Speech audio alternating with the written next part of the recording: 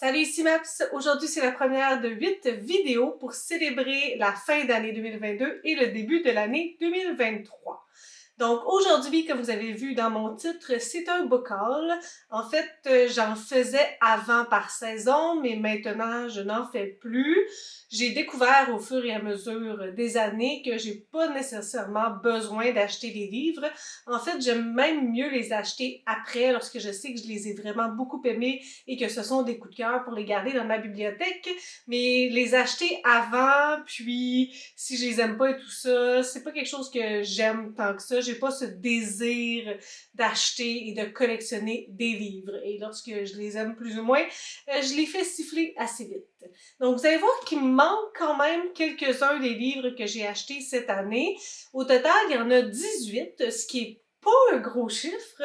Ma foi, je suis quand même assez contente. J'étais pas dans un mood no-buy, mais je sais que j'ai pas besoin d'acheter, donc j'essaie de me limiter, puis j'achète pas juste pour acheter. Je vais le lire avant, puis je prends le temps de faire ça de manière rationnelle et de voir si ça va être une rencontre avec le livre avant de faire les achats. Donc 18 livres, si je sépare ça, j'ai reçu 3 SP et c'était au début de l'année parce que maintenant j'ai coupé les SP. Ça aussi, c'est beaucoup trop de pression pour moi. Non merci. Il y en a 6 qui sont des cadeaux. En fait, il y en a un qui c'est ma mère qui m'a donné, puis les autres, j'ai reçu un certificat cadeau d'une librairie, donc c'est difficile d'acheter autre chose que des livres. Puis bah, tu sais, pourquoi pas. Et finalement, 9 que c'est moi qui ai acheté pour différentes raisons qu'on verra tout au long de cette vidéo. Donc, ça fait un total de 18 livres. J'allais dire rajouter à ma pile à lire, mais il y en a que c'est des livres que j'avais déjà lus. Donc ça, c'est une bonne chose. Et en parlant de livres lus, sur les 18, il y en a 12 qu'en ce moment j'ai lus. Mais j'ai rajouté, là, j'ai acheté un livre de cuisine, un livre de recettes à la fin. Puis ça, c'est pas le genre de livre que tu lis d'un bout à l'autre. C'est pas un roman, là, mais bon, je l'ai acheté quand même. Et ça veut dire qu'il y a juste 6 livres de toute cette pile qui ne sont pas encore lus. Et c'est dans mes projets de les lire prochainement. Alors commençons à faire le tour de ces livres. Ils sont en ordre de réception tout au long de l'année. Donc les premiers livres que j'ai reçus cette année, c'était des services de presse offerts par l'autrice Cynthia Dubé, donc la duologie Errant. Je vous en ai parlé au début de l'année. Je pense que j'ai fait une vidéo sur le premier tome et le deuxième tome il est rentré dans un update lecture parce que ça aussi, là, ça a changé.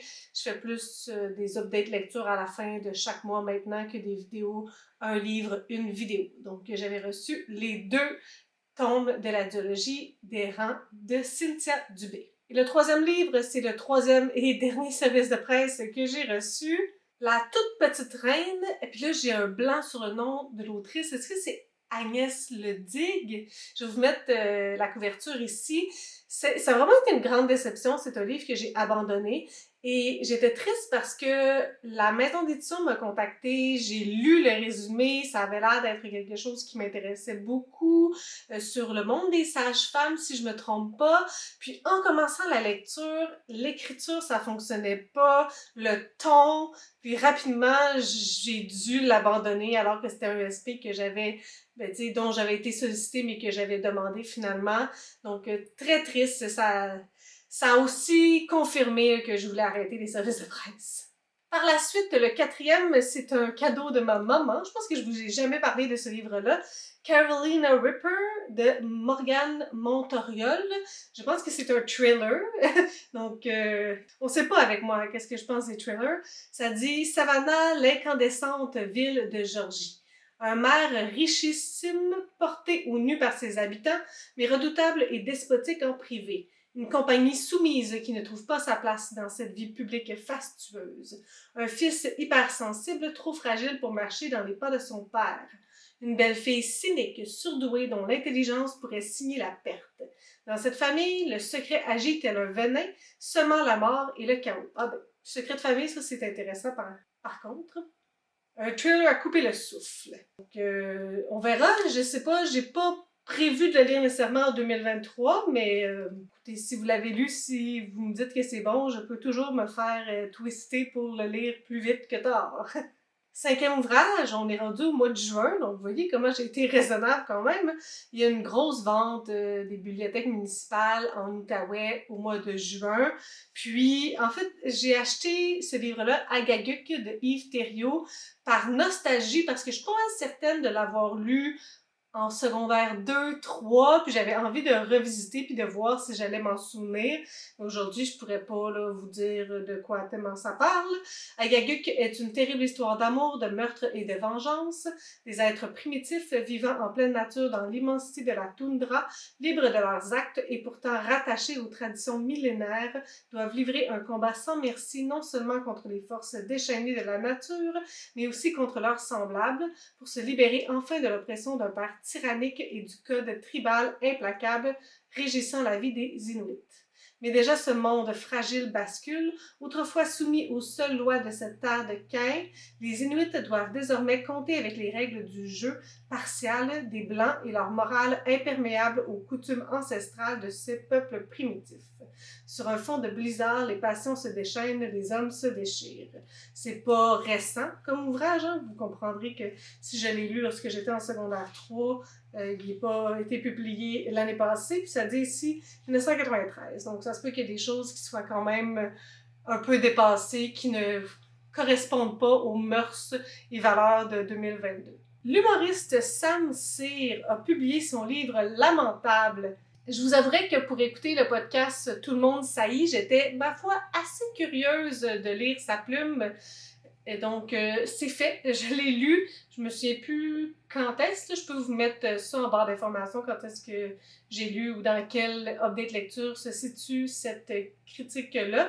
Ça a été une bonne lecture. J'ai bien aimé le ton. C'était quand même un peu pesant comme atmosphère, dans le sens que c'est vraiment pas très joyeux. C'est plus comme un coming out pour lui que vers les autres.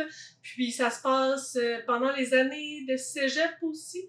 Donc, ça fait quand même un bout là, que je l'ai lu. Je vous dis que c'est mieux d'aller voir ma critique si vous voulez en savoir plus, mais j'avais bien aimé ma lecture. Toujours au mois de juin, j'ai acheté Cheval indien de Richard Wagamese, que j'ai mis dans ma liste des livres que je veux lire pour MH Tapal 2023. Donc, j'ai lu le résumé, puis j'étais complètement happée par l'histoire, donc je l'ai mis dans cette pile pour être sûr que j'allais lire en 2023.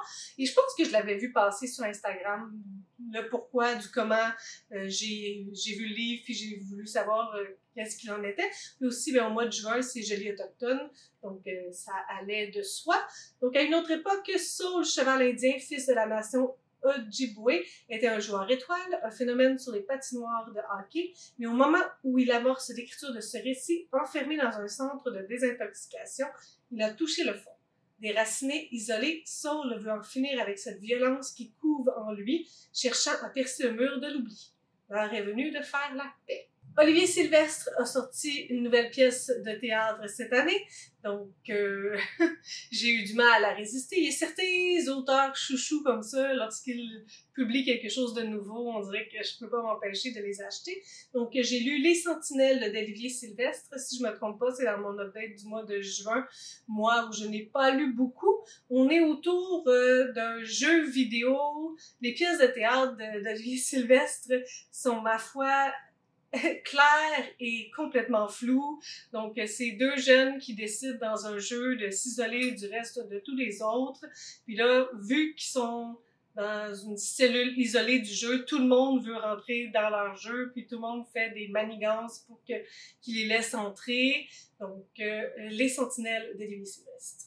J'ai terminé la série The Elements de Brittany C. Cherry. Donc, ce sont 4 tomes indépendants les uns des autres, 4 histoires de romance qui n'ont rien à voir. Vous pouvez les lire en désordre, ça n'a vraiment aucune importance, outre le fait qu'on est rigide puis qu'on aime ça lire les choses en ordre.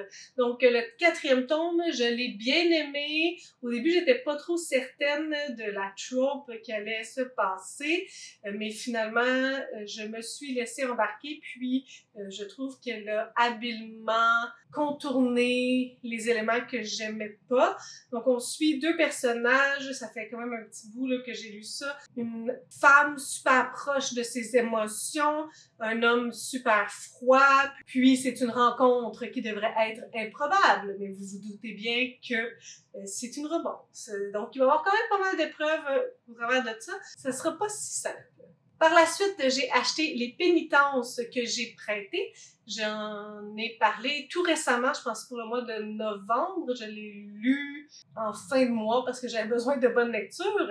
Donc, Les Pénitences d'Alex Vien, un livre qui a été, ma foi, ultra encensé cette année. C'est un huis clos entre un père et sa fille. Ça fait 10 ans qu'elle n'a pas vu son père, puis là, elle vient lui porter quelque chose, puis elle s'attend à juste lui donner ça puis s'en aller. Finalement, il l'a fait entrer, puis toute la violence qui est entre les deux, tous les souvenirs reviennent, les anciens patterns. Donc, c'est vraiment un roman super oppressant, un genre de roman que j'aime beaucoup. En parlant de romans que j'aime beaucoup, Sophie Bienvenue a sorti aussi un nouveau livre cette année. J'étais un héros, donc j'ai pas pu m'empêcher de l'acheter. C'est un ouvrage quand même assez particulier parce qu'il y a deux lignes directrices, il y a deux manières que la vie aurait pu se dérouler pour le protagoniste. Donc à chaque fois qu'on change de chapitre, on est dans soit comme la manière qui finit bien ou la manière qui finit pas bien. J'ai eu un peu de difficulté avec ce concept-là. J'avoue que si j'avais pas revisiter la quatrième de couverture après, j'aurais pas trop compris. Puis même à ça, je trouvais ça plus mélangeant qu'autre chose de différencier dans ma tête les deux lignes directrices. Donc pour moi, en tout cas, ça n'a pas été un coup de cœur, malheureusement. J'ai acheté un livre de Whitney Saint-Onge B. C'est une autrice que je voulais vraiment beaucoup relire parce que j'avais lu Déviance il y a quelques années déjà, que j'avais beaucoup aimé. Donc, je voulais lire les deux autrices de manière séparée. Là, ce que l'autre autrice, elle a publié, c'est des trucs qui sont comme dans une collection et tout ça. Donc, en tout cas, à voir pour Stéphanie Sylvain. Mais j'ai Mourir de Whitney Saint-Onge B. Marine, 9 ans, est condamnée à mort. Sa voix chevrotante chantonne quelques paroles en japonais. Un mal de tête violent l'interrompt. Son infirmière préférée, Kyoko, poursuit avec douceur la mélodie. Marine sourit. Son père avait l'habitude de la terroriser avec les légendes nippones les plus glauques. Maintenant, elle trouve en elle un refuge. Une tumeur maligne qui essaime partout dans son cerveau cloue Marine au lit, mais plus pour bien longtemps. Elle échafaude avec sa cochambreuse Juliette un plan pour mourir comme elle le désire. En Asie, au cœur même des récits les plus sombres. Toutefois, rien ne se passe comme prévu. Un homme aux facultés inexpliquées interfère, laissant derrière lui des mutilés par centaines et des cadavres par dizaines. Du sang partout. J'ai acheté au 5e de M.P. Boisvert que j'ai lu l'année dernière. Belle grosse lecture, gros coup de cœur pour moi ce livre-là. Belle rencontre, donc je le voulais dans ma bibliothèque.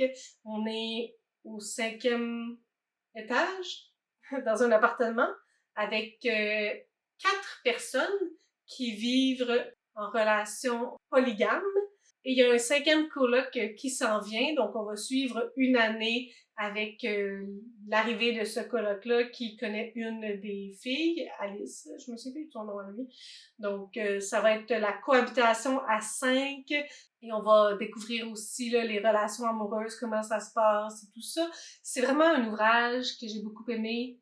J'ai peine à m'expliquer pourquoi. Ben, dans ma vidéo, je l'avais lu pour Je lis des Marpierre. J'avais bien expliqué, puis c'était frais dans ma tête. Mais c'est ça, je l'ai acheté, mais je l'ai déjà lu. Et dans la même veine, le Boys Club de Martine Delvaux, que j'avais vraiment beaucoup aimé, un essai. Donc j'aimerais ça le relire aujourd'hui parce que lorsque je l'ai lu, on n'avait quand même pas les mêmes discours sur le féminisme et tout ça. Donc aujourd'hui, est-ce que je pourrais mieux comprendre? Puis il y a quand même des choses que j'ai gardées de cette lecture-là. Donc j'aimerais éventuellement là, relire le Boys Club, c'est certain. Qu'est-ce que ça veut dire en arrière? Là? Ils sont tournés les uns vers les autres, ils s'observent, ils s'écoutent, ils s'échangent des idées, des armes, de l'argent ou des femmes. Dans cet univers clos réservé aux hommes, le pouvoir se relaie et se perpétue à la façon d'une chorégraphie mortifère. Le Boys Club n'est pas une institution du passé, il est bien vivant, tentaculaire. État, Église, armée, université, fraternité, firme et la liste s'allonge. Il y a vraiment un aspect historique aussi, d'où ça vient, tout ça. Puis on va se reparler de Martine Delvaux dans une autre vidéo. Fanny Demel a publié un nouveau livre, donc je l'ai acheté. C'est un recueil de nouvelles, donc j'avais lu 2 nouvelles qui étaient dans 2 autres recueils, mais là, j'ai déjà toutes lues. Je vous en ai parlé au mois de novembre. Je savais que ça allait un petit peu moins me plaire parce que le format nouvelle, c'est pas mon format préféré, mais pour relire La plume de Fanny Demel, je ne pouvais pas m'empêcher. En parlant de plumes que je voulais relire, j'ai lu les chroniques de Kitschiki de Louis-Carl Picard-Sioui. Ça fait déjà une couple d'années de ça, donc j'étais vraiment très intriguée par ce livre-là, Yawandara et la forêt des têtes coupées. Je sais que c'est un livre très jeunesse, mais la couverture m'interpellait vraiment beaucoup trop. Ça, c'est déjà étrange que je sois interpellée par la couverture. Je l'ai mis dans mon défi MH Tapal, donc je vais le lire en 2023. Ça dit, depuis plus de 10 ans, fils d'Aresqué règne en maître sur la forêt des têtes coupées. Le tribut qu'il exige est énorme. Les villes Oki de la forêt maudite sont affamées. Les habitants du village qui habitent Yawandara sont terrorisés. Jour après jour, les gens se demandent qui sera la prochaine victime.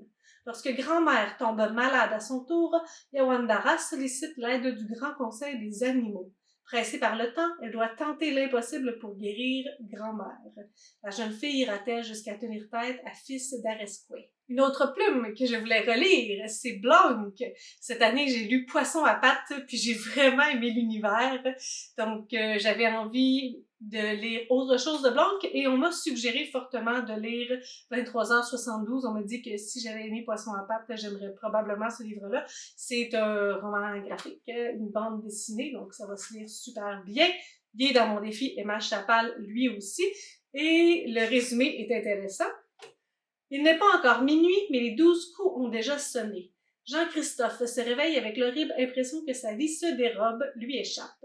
Son ex-copine a rencontré quelqu'un d'autre et ne veut plus rien savoir de lui. En désespoir de cause, il accepte d'aller habiter chez son meilleur ami, Steph. Mais Marie, la blonde de celui-ci, n'est pas chaude à l'idée de l'accueillir. Entre ces trois-là, c'est un peu compliqué. Il va bien falloir mettre de l'ordre dans tout ça. Le hic, c'est que Jean-Christophe est un zombie, même si, personnellement, il préfère le terme « mort-vivant ». Et mon dernier achat, mais non le moindre, n'est pas un roman, puis je l'ai vu passer beaucoup. En fait, je pense que je suis cette personne-là sur Instagram pour une raison ou une autre. Je me considère comme végétarienne, je ne cuisine pas de viande. Parfois, ça se peut que j'en mange s'il n'y a pas vraiment d'autres possibilités, mais je n'en cuisine pas. Puis j'ai beaucoup de problèmes avec le goût, particulièrement comme une grosse pièce de viande. Très peu. Donc, j'ai décidé d'y aller avec le livre « Dévorer les légumineuses ». Je suis pas une très bonne cook, donc avoir des recettes, avoir des idées, c'est important. Livre écrit par Evelyne Auger, créatrice de La Fraîche. Donc, c'était mon dernier achat. Comme je vous disais, je l'ai mis dans la catégorie lu, mais des livres de recettes, tu fais des recettes par-ci par-là, tu regardes d'un côté puis de l'autre, mais je connais personne qui a fait toutes les recettes d'un livre. Mais ça se peut, ça se peut. Mais moi, ça m'arrive pas.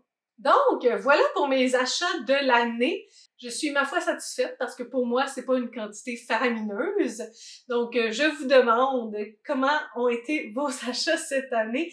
Est-ce que vous en avez fait beaucoup? Est-ce que vous en avez fait pas? Est-ce que vous en avez fait peu? Est-ce que vous êtes satisfait avec ça surtout? C'est plutôt ça l'important, même si vous en avez fait pas beaucoup puis c'est ça que vous voulez, tant mieux.